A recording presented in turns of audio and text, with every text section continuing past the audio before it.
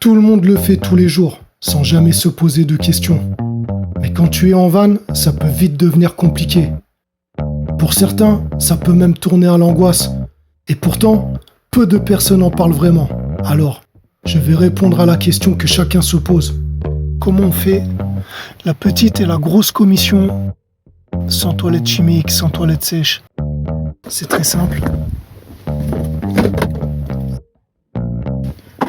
Tu creuses un trou. Alors oui, creuser un trou, ça marche. Mais on va pas se mentir, il y a quand même plus confortable. Et la solution est très simple. J'ai rien contre ceux qui creusent des trous. J'en ai creusé. Là, on a un fourgon, donc plus de confort et plus s'embêter à aller chercher des endroits pour aller faire ses besoins, quoi. Alors, je vais te montrer la cachette secrète. Donc, c'est un WC qui est en fait un seau. Je vais t'expliquer comment on met les choses et tout. Alors, t'es pas obligé de prendre ça. Un seau, ça fait l'affaire. Sur le même principe que je vais te montrer. Mais bon, là, c'est plus confortable. Quand j'ai mes filles avec moi, bah voilà, c'est un peu des vraies toilettes, quoi. Je vais te montrer le système.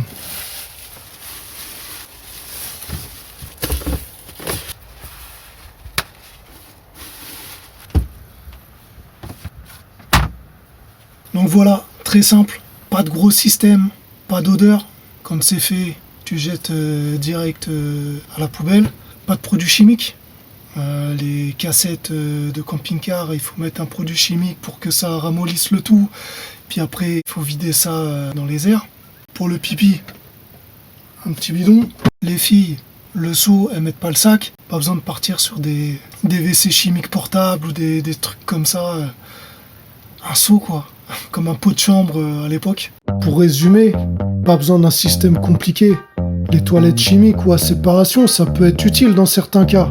Mais la plupart du temps, c'est beaucoup de contraintes pour pas grand-chose. Si tu aimes ce genre d'astuces simples et concrètes pour la vie en van, abonne-toi, j'en partage régulièrement.